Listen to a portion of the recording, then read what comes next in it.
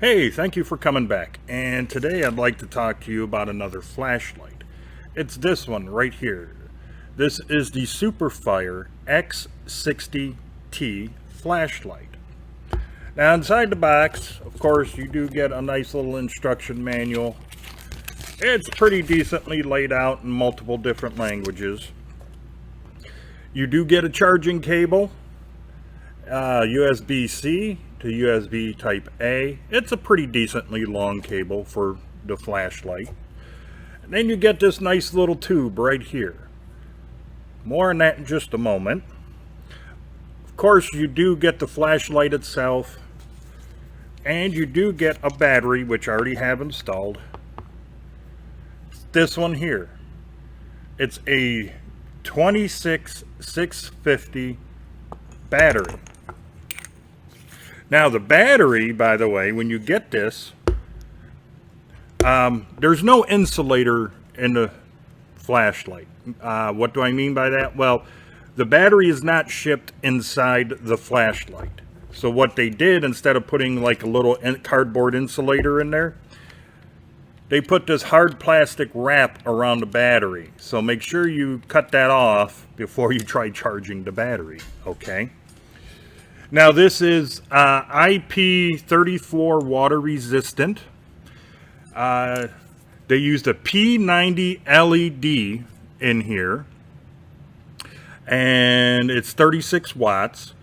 It's a total of 1500 lumens. Even though on Amazon it'll say 2000, that's the theoretical lumen count. The actual lumen count is 1500. Of course, you get the 26650 battery, which is 3,700 milliamps for the battery, which is kind of low. You can normally find them around the 5,000 milliamp hour. So my opinion would be, it's not a bad battery, but maybe get another 26650 battery rated for like 5,000 milliamp hours. You got 5 modes in here: low, medium, high, strobe, and SOS. Now, the runtime on this is anywhere from 4 to 7 hours of runtime, depending upon what mode you're in, and they're pretty decently accurate. Now, if you do get a 5,000 milliamp hour battery, those runtimes will go up, okay? It is zoomable. Not a whole lot, but it is zoomable. So it'll come from a big old floodlight down a little bit to a spot, and you still kind of have a square spotlight on this, but it's not really dialed in to be really as small as possible. You're still kind of getting more of a flood spotlight than you would, you know, something that's really small spot. It's made out of military grade aluminum. Exactly what type, I'm not exactly sure. They don't tell me that. This doesn't feel like anodizing. It feels more like a paint on the flashlight. So right now, let's just take a look around the flashlight. The wrist guard is or wrist strap is already installed on it. At least it was on mine.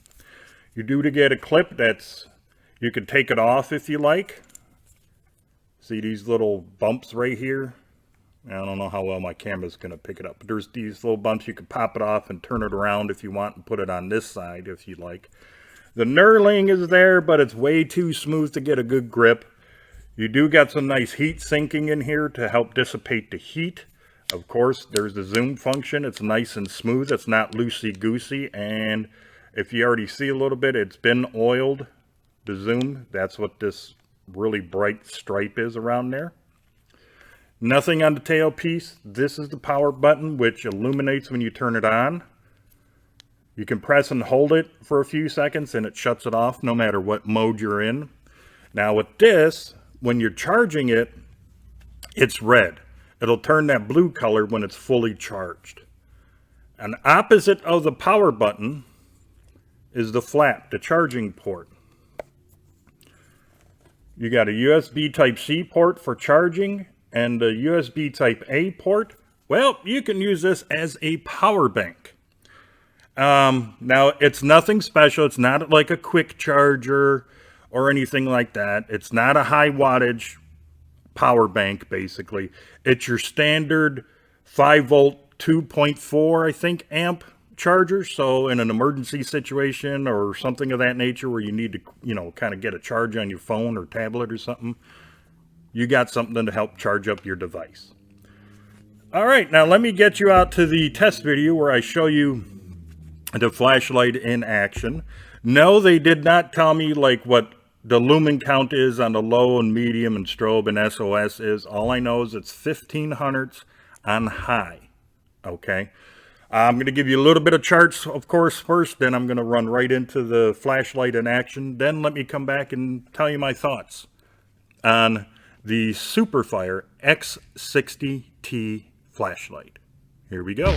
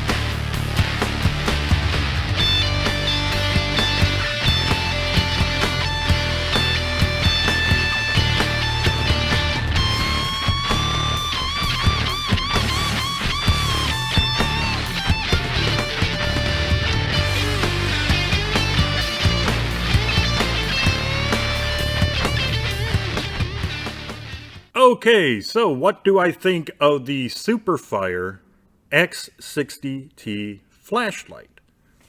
Well, it is a good flashlight. It pumps out a decent amount of light. It seems to be made very, very well.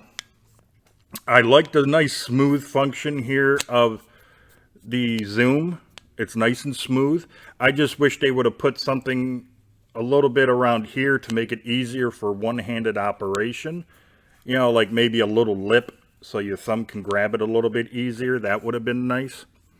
I do like that the clip is easily, you could snap that thing off and put it back on if you like. I do like the idea that they give you a really nice little tube. So what this tube is for is, say your battery goes dead in this flashlight and you got a couple 18650 batteries left over or laying around, well, all you got to do is take this battery out, take this tube, stick it in there, and inside that hole now, you got space to put like an 18650 battery in there. So that's a nice little thing that they give you instead of them saying, no, you got to just stick with, you know, a 650 battery. Really the only thing that I can say, it just might be mine, I don't know, about this flashlight, the only negative is the charging port. Now, I don't know if it's because maybe the cable is not the best quality in the world, but when you plug it in, and I accidentally turned it on, it feels, I don't know if it's the port or the cable or what, but it feels a tiny bit loose. You can kind of wiggle it a little bit in there. And if you're sometimes in a hurry or with gloved hands or something and you try plugging it in to charge it or something of that nature through the USB Type-C, I'm talking about this port, the charging port, you might snap it or break it or something of that nature. That's the only negative I can think about it. I wish they could secure the USB Type-C port on the inside a little bit better. Just so it doesn't feel so wonky, you know. Like I said, it feels a tiny bit loose in there. Now, like I said, that might be mine, maybe my flashlight, or the cable. But that's the only negative. I would still recommend you get this flashlight. I would also, if you do get it, I would highly recommend you get another 26650 battery that's rated for 5,000 milliamps, okay? Because this 3,700 milliamp, I mean, it's good, but you'll definitely get better and longer runtime out of a 5,000 milliamp hour.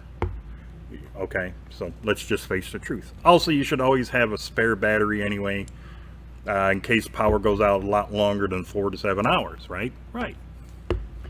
So yeah, is the SuperFire X60 T worth you getting? Yeah, I honestly like this flashlight. It has some good heft to it. It feels really good in the hands, despite that the knurling is really smooth. I think it does the job. It does the job very well. The only thing is longevity. How long is it going to last? I don't expect it to last as long as, say, something like a ThruNite, Nitecore, or Olight, but it's definitely a good quality flashlight that I think everybody should look into. If you're looking for a decent flashlight that has a pretty decent runtime with just that battery, it's definitely worth getting. In case of an emergency power outage or whatever, it's definitely worth having a flashlight like this in your household.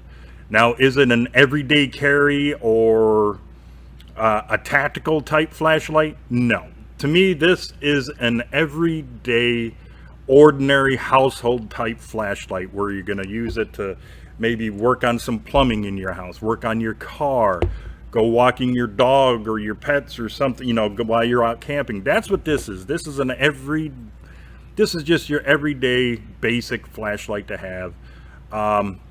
And I think it's something everybody should have one in their household like this, plus a type of a lantern as well in case of a power outage or some kind of an emergency. Okay, so yeah, definitely get the SuperFire. Oh yeah, that's what my finger looks like now. I forgot to put a Band-Aid on it. Didn't mean to gross you out a little bit there. So yeah, get the SuperFire X60 T Flashlight. To me, it's definitely worth getting, and I hope you agree with me. And if you happen to like this video, please give it that thumbs up. If you haven't done so already, please subscribe to my channel and do not forget about that notification bell. It would really help me out a lot if you were to share this video and maybe a few more of my others on all of your social media. And until the next video, you, your friends, your family, and yes, even all of your pets, you all have a great day. I'll see you in the next video.